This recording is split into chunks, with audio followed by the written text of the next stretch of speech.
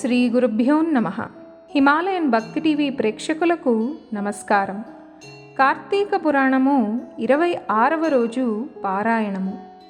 విష్ణుగణాలు చెప్పినదంతా విని విస్మృత చేష్టుడు విస్మయరూపుడు అయిన ధర్మదత్తుడు పునః వారికి ప్రణామమాచరించి, ఓ విష్ణు స్వరూపులారా, ఈ జనానీకమంతా అనేకానేక క్రతువ్రత దానాల చేత ఆ కమలనాభుడిని సేవించుకుంటూ ఉన్నారు.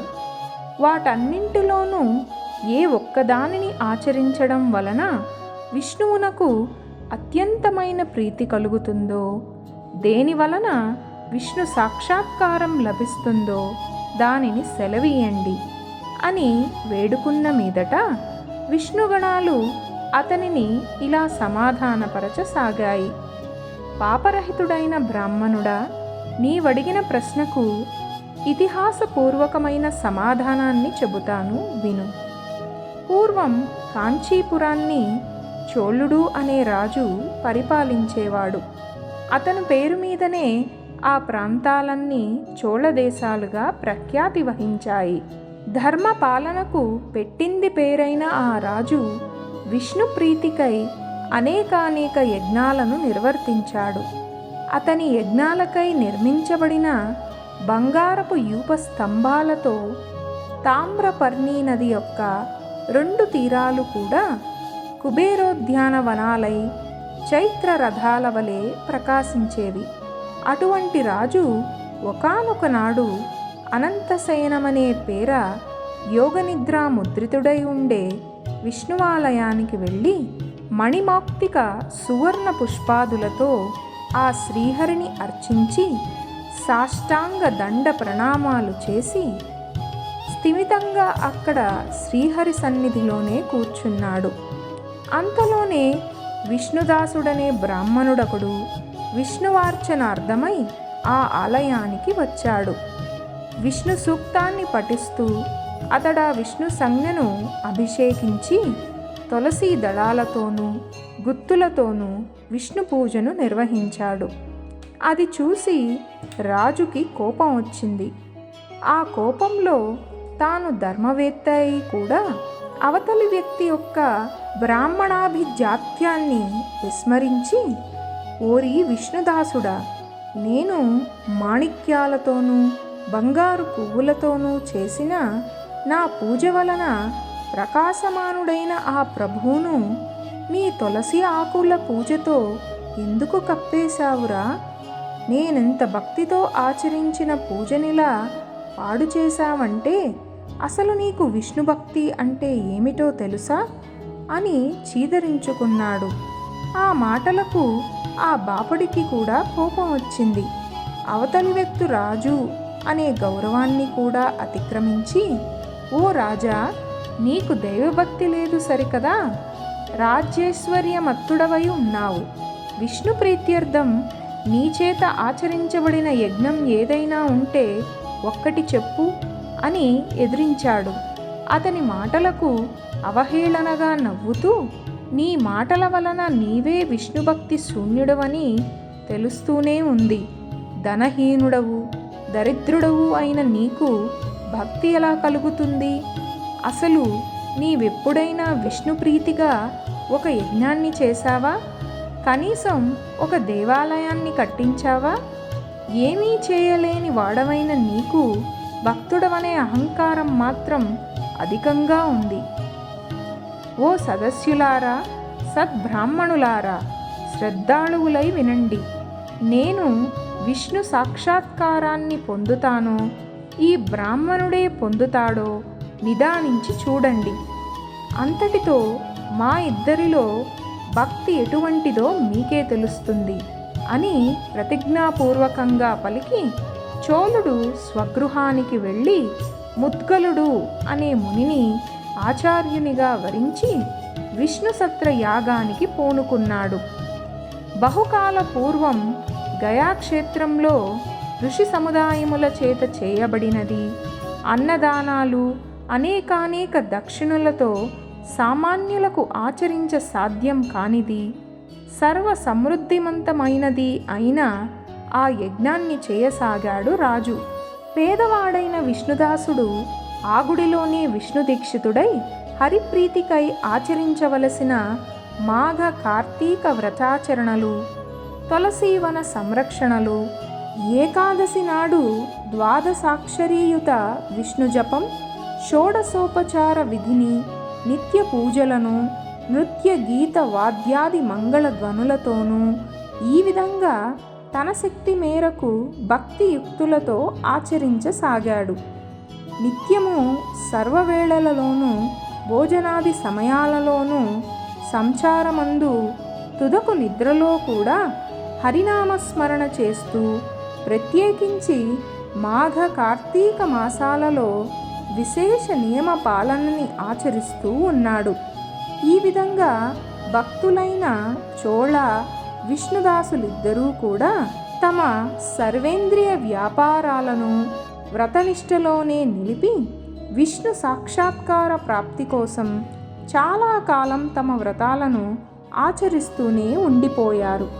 కాలం గడుస్తూ ఉండగా ఒకనాటి సాయంకాలం విష్ణుదాసుడు వండుకున్న భోజనాన్ని ఎవరో కాజేసుకుని వెళ్ళిపోయారు. ఆ దొంగిలించిన వాళ్ళెవరా అనే విషయమై విష్ణుదాసు పెద్దగా విచారణ చేయలేదు. కానీ పునః వంట ప్రయత్నాలు చేద్దామంటే సాయంకాల పూజకు సమయం మించిపోతుండడం వలన ఆ రోజుకు భోజనం లేకుండానే విష్ణు పూజలో గడిపేశాడు. మరునాడు కూడా వంట చేసుకొని శ్రీహరికి నివేదించే లోపలే ఎవరో ఆ వంటకాలను అపహరించుకుపోయారు. విష్ణు పూజకు వేళపోనీయకూడదనే ఆలోచనతో ఆ రోజు కూడా ఆ బ్రాహ్మణుడు అభోజనంగానే హరిసేవను కొనసాగించాడు. ఇలా వారం రోజులు గడిచాయి. ప్రతిరోజు అతని భోజనాన్ని ఎవరో అతి చాకచక్యంగా దొంగిలిస్తూనే ఉన్నారు. అతను పస్తులుంటూ కూడా హరిసేవ చేస్తూనే ఉన్నాడు. వారం రోజుల పాటు అభోజనంగా ఉండడంతో విష్ణుదాసునికి ఆ దొంగను పట్టుకోవాలనిపించింది. అందువల్ల ఒకనాడు చాలా పెందలాడే ముగించుకుని వంటకాలను పూర్వస్థానమందే ఉంచి తానో చోటున దాగి కూర్చుని దొంగ కోసం ఎదురు చూడసాగాడు. కాసేపటికి ఒకానొక చండాలుడు ఆ అన్నాన్ని దొంగిలించేందుకు వచ్చాడు. వాడి ముఖం అత్యంత దీనంగా ఉంది. రక్తమాంసాలేమాత్రమూ లేకుండా కేవలం ఎముకల మీద చర్మం కప్పినట్లుగా ఉన్నవాడు అన్నార్తుడు అయిన చండాలుడు వంటకాలను దొంగిలించుకుపోసాగాడు. అతని దైన్య హైన్య స్థితిని చూసి అప్పటికే కరుణాభరితమైన హృదయంతో ఉన్న బ్రాహ్మణుడు, ఓ మహాత్మా, కాసేపు ఆగవయ్యా, ఆ అన్నాన్ని అలా ఒట్టిగా తినడం కష్టం, ఈ నేతిని కూడా పట్టుకుని వెళ్ళు అంటూ నేతి జరీతో సహా అతని వెంట పడ్డాడు. ఈ విప్రుడు తనను బంధించి రాజభటులకు అప్పగించుతాడేమో అన్న భయంతో ఆ చండాలుడు పరుగు తీయనారంభించాడు. ఈ పారుడు కూడా ఆ చోరిని వెనకాలే పరుగెడుతూ, అయ్యా, నెయ్యి తీసుకుని వెళ్ళి కలుపుకుని తినయ్యా స్వామి అని అరుస్తూనే ఉన్నాడు. అసలే అలసటగా ఉన్న చండాలుడు భయం వలన నేలన పడి మూర్ఛపోయాడు. అతనిని వెన్నంటి వచ్చిన విష్ణుదాసుడు, అయ్యో, మూర్ఛపోయావా మహాత్మా అంటూ తనపై వస్త్రపు చెంగుతో ఆ చండాలునికి విసరసాగాడు. ఆ సేవ వలన అతి శీఘ్రంగా కోలుకున్నాడు చండాలుడు. చిరునవ్వు నవ్వుతూ లేచాడు.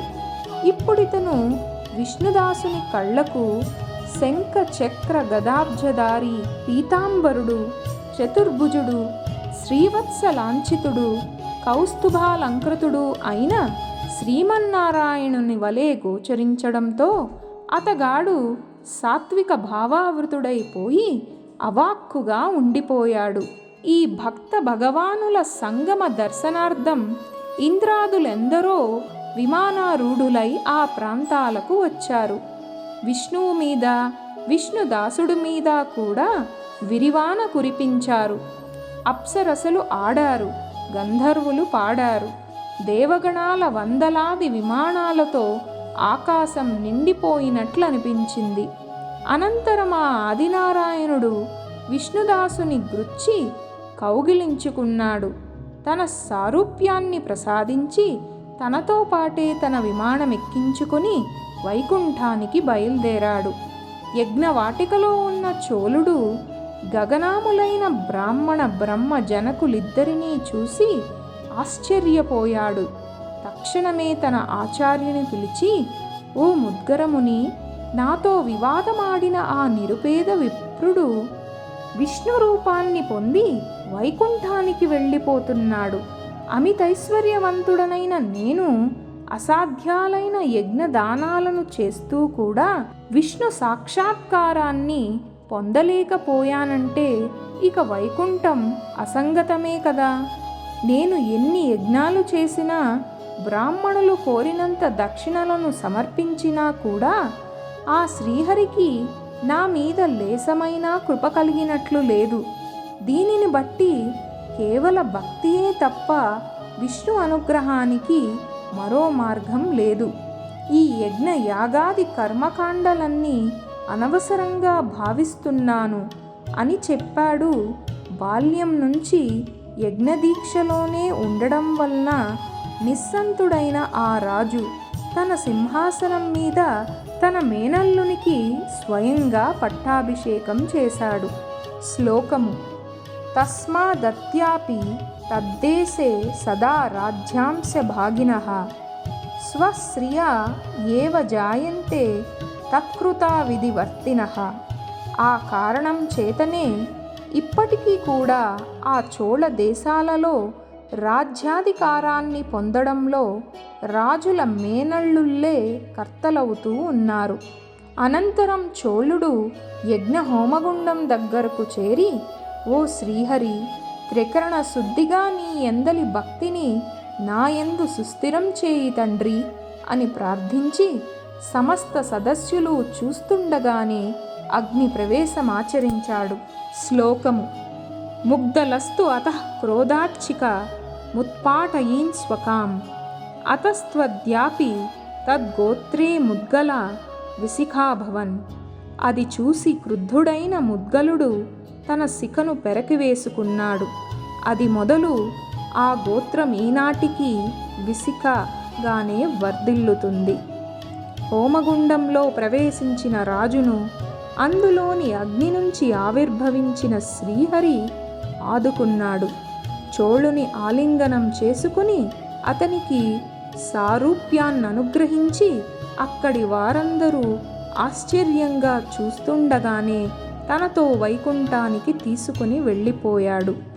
ఓ ధర్మదత్త, అలనాడే ఈ విధంగా ఆ శ్రీహరి అటు విష్ణుదాసుని ఇటు చోళుని కూడా అనుగ్రహించి సాక్షాత్కారమిచ్చి తన వైకుంఠ ద్వారపాలకులుగా చేసుకున్నాడు. కాబట్టి ఓ విప్రుడా, విష్ణు అనుగ్రహానికి విష్ణు సాక్షాత్కారానికి రెండు విధాలుగా ఉన్న ఒకే ఒక మార్గం భక్తి మాత్రమే.